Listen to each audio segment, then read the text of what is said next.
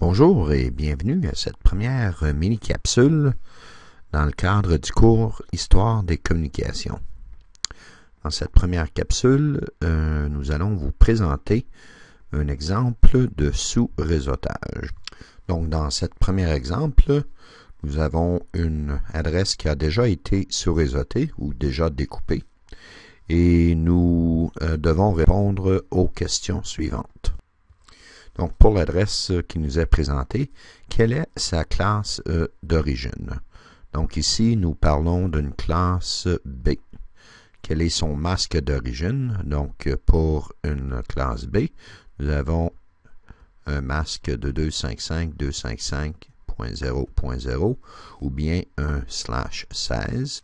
Donc, pour les trois prochaines questions, donc le nombre de bits hôtes empruntés, c'est-à-dire la variable B, le nombre de nouveaux réseaux créés, c'est-à-dire 2 à la B, et le nombre d'hôtes utilisables pouvant exister dans chaque réseau, donc c'est 2 à la H-2.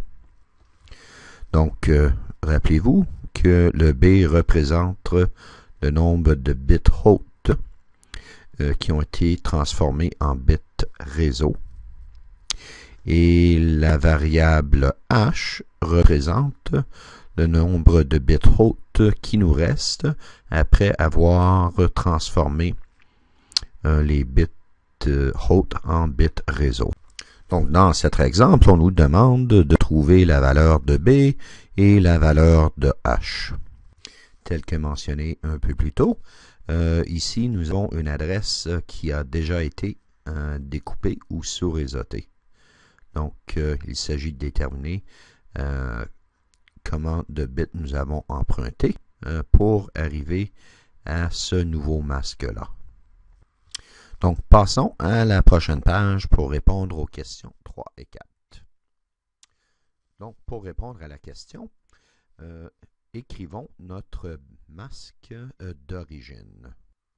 Donc, voici notre masque d'origine en format binaire. Donc, ceci représente 255.255.0.0.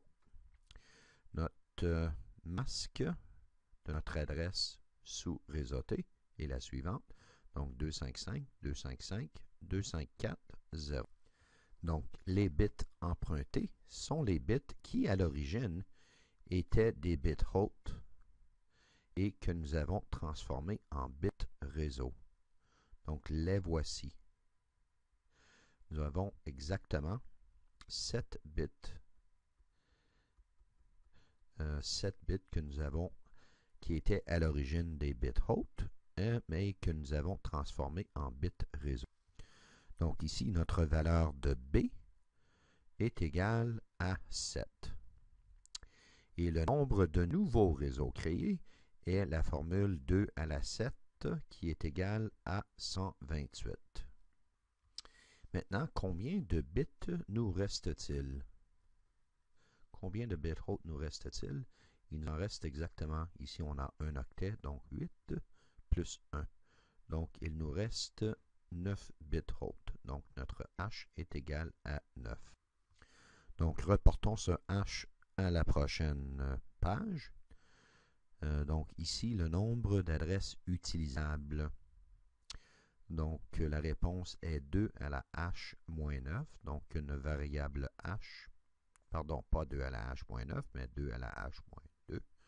Donc, 2, et nous avons rapporté H égale 9 de la page précédente. Donc, 2 à la 9 moins 2 nous donne 510 hôtes par sous-réseau. Et il ne faut pas oublier de qualifier 510 hôtes utilisables. Donc, d'où vient le moins 2 ici, c'est-à-dire le moins 2, notre adresse réseau et l'adresse de diffusion ne sont pas des adresses que l'on peut attribuer à des ordinateurs ou des périphériques. Et donc, voilà, nous sommes à la fin de cet exemple. Donc, que devons-nous retenir? Il est très important de retenir les trois formules suivantes qui sont à la base du sous-réseautage. Donc, 2 à la B, 2 à la H-2 et 32. Donc, notre chiffre magique est 32, c'est-à-dire que le nombre de bits réseau plus le nombre de bits hôtes plus le nombre de bits empruntés doivent toujours être égales à 32. Donc, si notre nombre de bits réseau correspond au nombre de bits de notre adresse d'origine. Donc, les bits réseau et les bits hôtes, toujours égales à 32.